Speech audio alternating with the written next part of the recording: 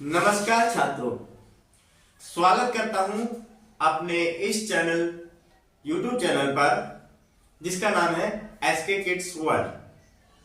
तो आज हम इस वीडियो में हिंदी वर्णमाला से सीखेंगे कि हिंदी वर्णमाला में स्वर से और व्यंजन से कुल मिलाकर कितने अक्षर होते हैं और कौन कौन से स्वर होते हैं, कौन कौन से व्यंजन होते हैं, कितने वर्ग होते हैं, अनुस्वार क्या होता है, विसर्ग क्या होता है। तो इस वीडियो में आज इस पर चर्चा करेंगे और समझने का प्रयास करेंगे। तो चलिए शुरू करते हैं। जैसे कि आज का हमारा टॉपिक है हिंदी वर्णमाला। जैसे कि हिंदी वर्णमाला से नाम से ही आपको पता चल रहा है कि हिंदी के विषय में, वर्णमाला के विषय में हम पढ़ने जा रहे हैं। तो सबसे पहले हमारा क्या आता है, हिंदी में स्वर आता है। स्वर ये यहाँ पे आपको दिखाई दे रहा होगा, इसे मैं एक बार पढ़कर सुना देता हूं आपको। छोटा से नार, बड़ा से आम, छोटी ई से इमली, बड़ी ई से ईख, छोटे ऊ से उल्लू, बड़े ऊ से ऊन, री से ऋषि, ए से एड़ी, आई से ऐनक, ओ से ओखली, औ से औरत। तो देखिए हमने इसे पढ़ा और हमने इसमें यह नोटिस किया कि ये कितने अक्षर हैं। 1 2 3 4 5 6 7 8 9 10 11। तो हमें पढ़ने के बाद यह ज्ञात हुआ तो कितने होते हैं ये स्वर, 11। कितने होते हैं, 11। और आप सोच रहे होंगे कि स्वर 11 होते हैं और इसमें इसके साथ जो दो अक्षर और लिखे जाते हैं जिसे हम पढ़ते हैं अंग से अंगूर, अहा खाली, ये स्वर में क्यों नहीं आते हैं? ये स्वर में नहीं आते प्यारे बच्चों, क्योंकि जो अंग से अंगूर होता है वो हमारा होता है अनुस्वार। इसे क्या कहा जाता है, अनुस्वार कहा जाता है। इसकी ध्वनि अंग की तरह होती है और इसमें बोलने में थोड़ा नाक से भी ही आवाज आती है। इसका उच्चारण अंग की तरह, अंग से अंगूर, जैसे अंग है, भंग है, रंग है, इस तरह से इस अक्षर का प्रयोग किया जाता है। उसके बाद है विसर्ग। विसर्ग जो हमारा आहा, कैसे पढ़ा जाता है इसे, आहा। ये जो आपको दो बिंदियां दिखाई दे रही हैं, इसे आहा, आहा की तरह इसका उच्चारण किया जाता है। आहा, जिसके पीछे ये लग जाता है, जैसे हम पढ़ते हैं किताब से, जैसे हम पढ़ते हैं प्रातः, जब इसको दो यहाँ बिंदु लगा दिया जाता है तो इसे प्रातः, तो इसका जो साउंड होता है हा की तरह इसका साउंड होता है। अतः, एक और शब्द ले सकते हैं अतः, ठीक है। और भी कई ऐसे शब्द हैं जिसके पीछे ये विसर्ग लगाया जाता है और उसका साउंड हा हा, आहा, आहा की तरह प्रयोग किया जाता है। और इसको हम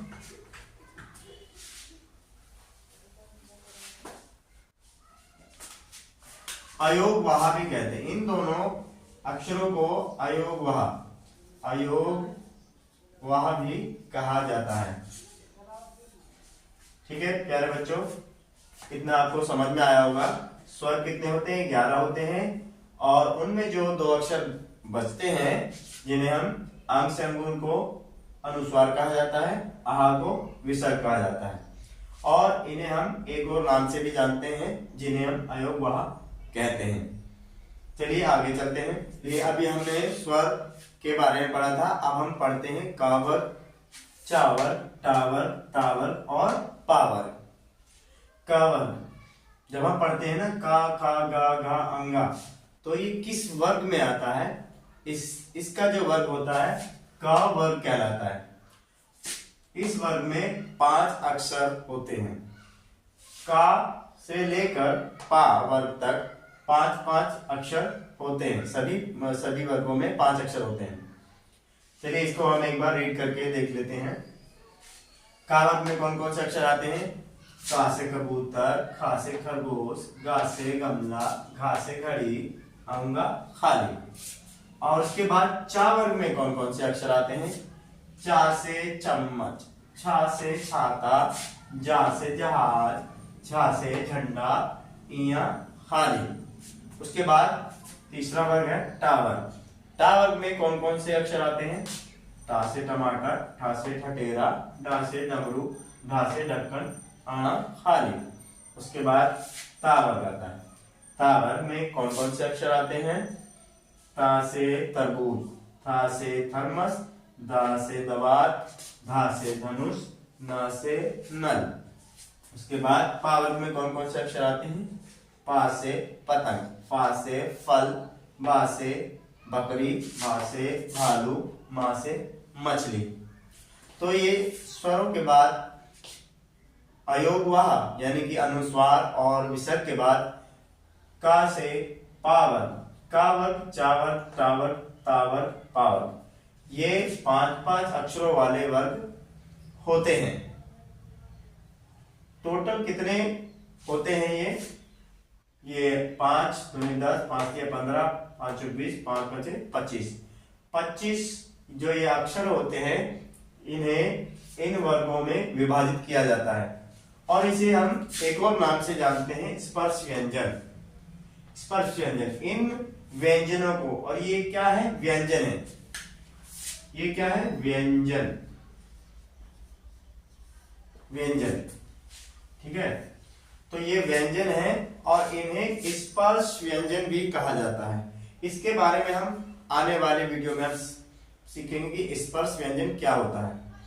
ठीक है, तो आई होप ये समझ में आया होगा कि का से अंगा वाले वर्ग को का वर्ग कहा जाता है, चा से इया वाले वर्ग को चा वर्ग कहा जाता है, टा से अणा वर्ग वाले अक्षरों को टा वर्ग कहा जाता है, ता से ना वर्ग वाले अक्षरों को ता वर्ग कहा जाता है और पा से मा तक अक्षरों के वर्ग को पा वर्ग कहा जाता है।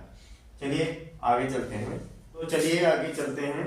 अभी हमने पढ़ा था का वर्ग, चा वर्ग, टा वर्ग, ता वर्ग, पा वर्ग, और अब हम आगे पढ़ते हैं अंतस्था ऊष्म संयुक्त द्विगुण।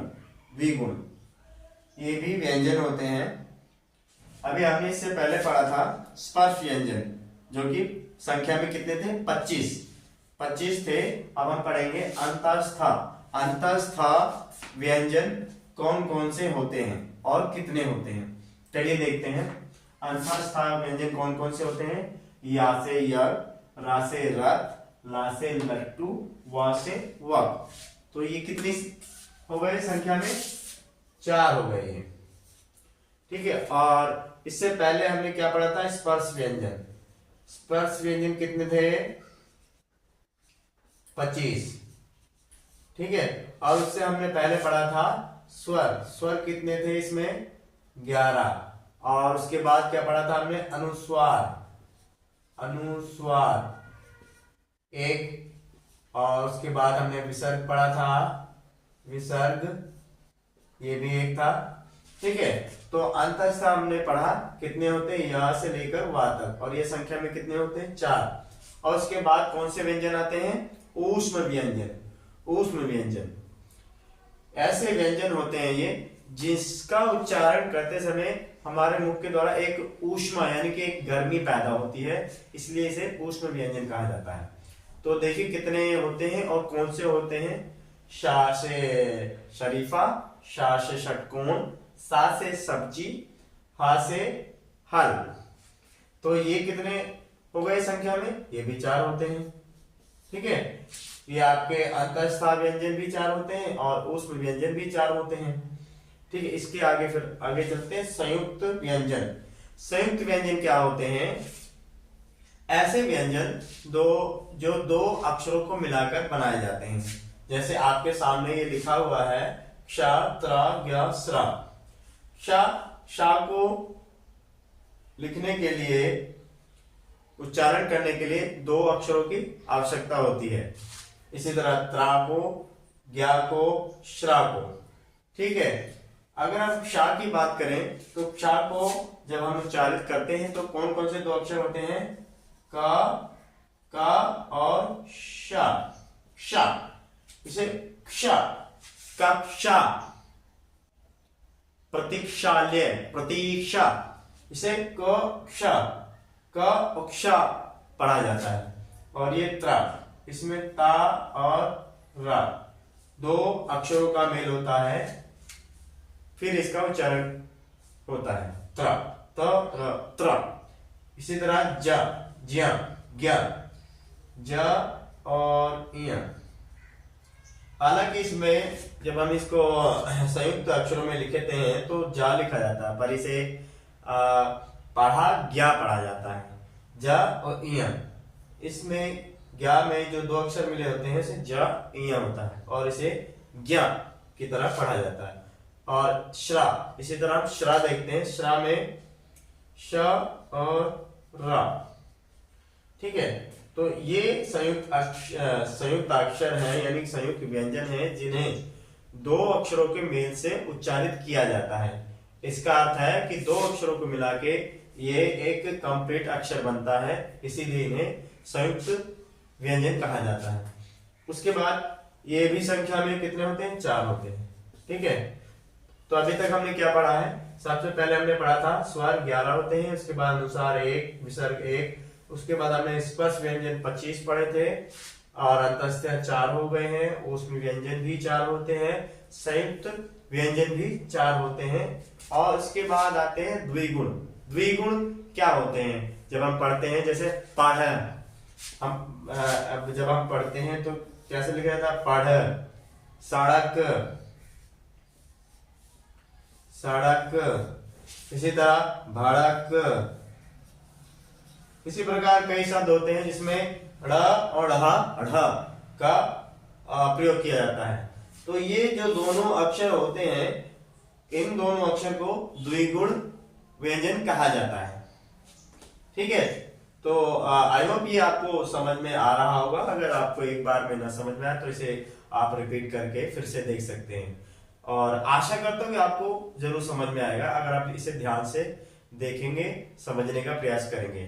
तो चलिए, इसमें अभी और कुछ बाकी है और उसमें बताने की कोशिश करते हैं, आपको समझाने की कोशिश करते हैं। चलिए, मैं अभी स्वर के बारे में जानकारी ली, व्यंजन के बारे में जानकारी ली, अंतःस्थ क्या होता है, ऊष्म क्या होता है। तो देखिए, अब हम आपको बताना चाहते हैं कि हिंदी वर्णमाला में कुल कितने वर्ण यानी कि अक्षर होते हैं। हिंदी वर्णमाला में कुल 52 वर्ण होते हैं, यानी कि 52 अक्षर होते हैं। कौन कौन से होता है, अब हम इसे एक बार रिवीजन कर लेते हैं। हमने सबसे पढ़ा पहले स्वर। स्वर कितने होते हैं? 11। अनुस्वार कितने होते हैं? जिसमें अंग से अंगूर होता है, अनुस्वार 1 होता है। विसर्ग जिसमें आहा, वो भी 1 होता है। उसके बाद हमने पढ़ा था स्पर्श व्यंजन। स्पर्श व्यंजन जिसमें हमने का वर्ग, चा वर्ग, टा वर्ग, ता वर्ग और पा वर्ग पढ़ा था। तो ये कितने होते हैं? 25। कितने होते हैं? 25 वर्ण, यानी कि 25 अक्षर होते हैं। उसके बाद हमने पढ़ा था अंतःस्थ व्यंजन, इनकी भी संख्या 4 होती है। उसके बाद हमने पढ़ा था ऊष्म व्यंजन, इसकी भी संख्या हमारी 4 होती है। और उसके बाद हमने पढ़ा था संयुक्त व्यंजन। संयुक्त व्यंजन भी 4 होते हैं, जिसमें क्ष, क्षत्रिय, त्रातृषु, ज्ञासी, ज्ञानी, श्रा, श्रम। उसके बाद हमने लास्ट में क्या पढ़ा था? द्विगुण व्यंजन, जैसे अड़ा, अड़ा, अढ़ा, अढ़ा, अढ़ा, हमने ये पढ़ा था ना, अड़ा और अढ़ा। ठीक है, ये हमने पढ़ा था। और उसके बाद देखिए हम कितने टोटल यहाँ पे हम गिन लेते हैं, कितने होते हैं टोटल अक्षर, कुल वर्ण 1 2 3 5 3 8 8 4 12 12 4 16 16 4 20 20 2 22 22 का 2 8 से लगे 2 1 2 3 3 और 2 5 52। तो हमारे कुल कितने हिंदी वर्णमाला में कितने होते हैं अक्षर? 52 अक्षर होते हैं। और आपको इसके अलावा एक और जानकारी मैं देना चाहता हूं कि प्रतिवर्ष 14 सितंबर को हिंदी दिवस मनाया जाता है। हिंदी दिवस के रूप में मनाया जाता है 14 सितंबर को। और ये सबसे पहले शुरुआत हुई थी 14 सितंबर 1949 से इस दिवस की शुरुआत की गई थी हमारे भारतवर्ष में। और आपको यह भी पता होना चाहिए कि हिंदी जो भाषा है उसकी लिपि क्या है। लिपि, हर भाषा की कोई ना कोई लिपि होती है। जैसे अंग्रेजी की रोमन होती है, संस्कृत की देवनागरी, और हिंदी की क्या होती है, हिंदी की भी देवनागरी लिपि होती है। कौन सी लिपि होती है, देवनागरी। ठीक है, ये हमें पता होना चाहिए हिंदी के बारे में, और कितने स्वर होते हैं, कितने व्यंजन होते हैं, और कुल संख्या कितनी होती है इन सभी स्वर और व्यंजनों को मिलाकर। और ये हिंदी दिवस कब मनाया जाता है ये आपको याद रखना चाहिए। और लिपि कौन सी है हमारे हिंदी भाषा की, देवनागरी। तो इसी के साथ मैं समझता हूं कि आपको इस वीडियो के माध्यम से मेरे द्वारा बताई गई जानकारी आपको अच्छी लगी होगी और आपको समझ में भी आई होगी। अगर आपको अच्छी लगी है तो इसे लाइक करें और अन्य लोगों के साथ भी शेयर करें। तो इस वीडियो को मैं यहीं विराम देता हूं अगली आने वाली वीडियो के लिए। तब तक के लिए सभी छात्रों को मेरा सादर प्रणाम। बाय।